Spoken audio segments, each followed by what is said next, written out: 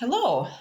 Um, my name is Taylor Williams, and I'm going to be discussing my relation to a particular ethnicity um, for the Danger of a Single Story project for my advanced intercultural communications class. So I chose to go with the Germanic ethnicity. My that's part of my racial ethnic background. My father's side is German, mother's side is Norwegian, and my great grandmother was born in Germany. So I'm just going to kind of discuss some of the common stereotypes, which, mind you, are not all necessarily negative, but I'll get into that. That can also be a drawback, just having any type of stereotype in general that follows a race, even if it seems quote unquote positive, it can still have, um, some of the setbacks and whatnot. But I'll get into that a little bit further. So, common stereotypes of a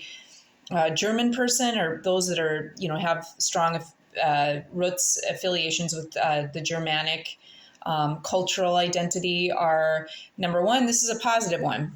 They're known for their automobile engineering innovations, creativity. The Volvo, the Mercedes, the Volkswagen. What else? Audi, BMW. So those are positive things. They're also known.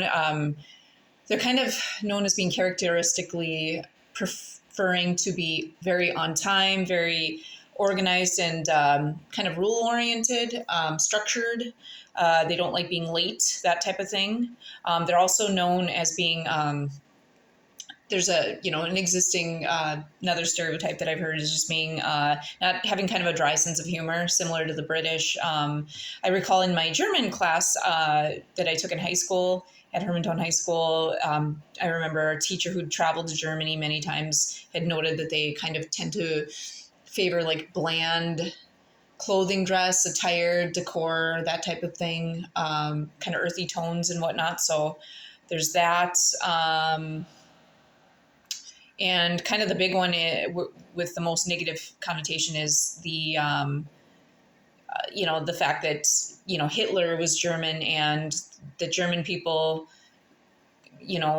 may carry on that, have that racist or inequity feelings towards in their blood, that they have they're racist in their blood because just based on Hitler. So just some of the ideas behind Hitler. Back in the 1940s, he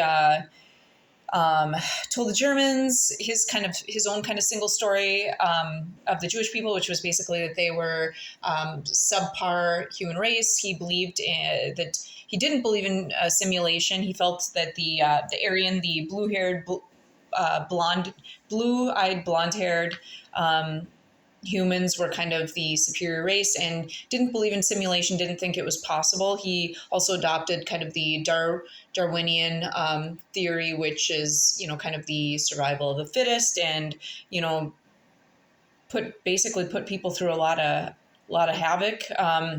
He used his influence and his, obviously he was in a authoritative position, being a leader, to persuade, manipulate, coerce. And, by all means, he may have believed that he was in the right. It kind of seems like in some ways that he did, even though I don't see how it's possible. So he, genocide came about. He brainwashed many of the Germans to think that the Jewish people, who he saw that particular race in that moment as a threat to his own Germanic ethnicity and a threat to the people. He wanted to, leading up to the Holocaust, to get rid of them. So very violent, horrible, inhumane acts took place, concentration camps. Most of us have heard of those things. So the danger with that is, that the side that we don't hear is, a lot of the Germans probably didn't really, they were feared if you go against the government, and the leader such as he, they feared for their safety. And, when you're living in a bubble where that's all around you, and it's, even if it's, brainwashing and it seems negative and whatnot, how do you combat that? So thankfully, I don't hear a ton about, like Germans but that is, that's one negative connotation. So the dangers of telling of a single story are that it's well, it's a blockage from getting to know the reality, because people don't just may not even entertain or allow any new information to come through. They've got a roadblock up, blockage, and it prevents people from growing. It could, prevent someone from getting a job position, or from being liked, or making friends, or being invited to certain social gatherings or events when we just make assumptions about them. Then the danger to positive stereotypes. I know a common one is that I think in the Japanese, or one of the Oriental religions, that they're very good at math and engineering and very smart. So then, what does that look like for those that have to hold that on their weight and feel the pressure of, oh, I have to do this, or I'm not good enough, which isn't the case. There's plenty of, Asians who are intelligent, but they may not be good at math, and sort of thing.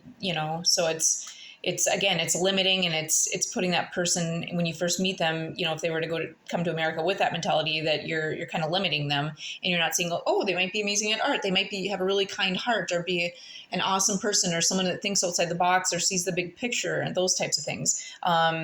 So it's basically unfairness, blanket statements or assumptions. Those things we're just not fact finding. We're just looking at like only one aspect that's very general, very broad, and it's a hearsay type thing almost.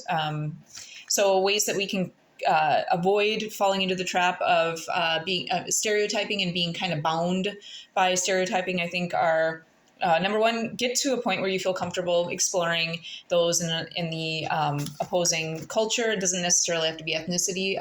Maybe it's, culture with the homosexual community, or going to a certain type of church, or doing something like that, and just finding out, talking to people, getting to know them, and sharing information about yourself as well. So it's not just it's a two-way street. You're sharing, you're receiving information. So it's a transactional.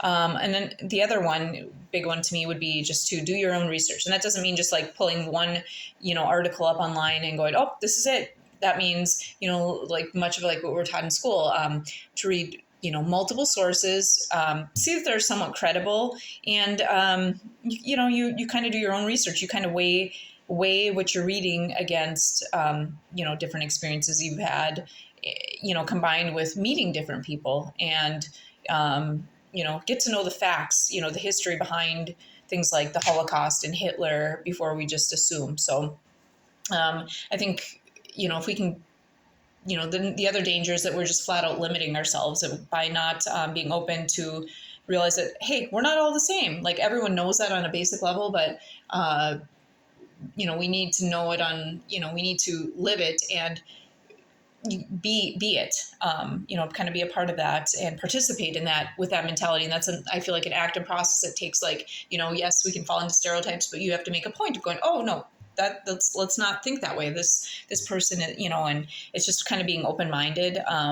But we're also, there's so much richness, I believe, to gain from all different cultures and different people, and to help us grow and be better. It's not like, I can't have that trait because that's this person's ability or strength. It's like, no, if we all work together, which, that's always the goal in the world, is to put aside, difference is one thing, but also how can we learn from the differences, and how can we use those differences to go, oh, that part of me, that person, I can apply it in this area of my life, and wow, I can grow and be the best me. That's what we all are trying to do in the world, is be the best version of ourselves. So yeah, I thought this was a good assignment.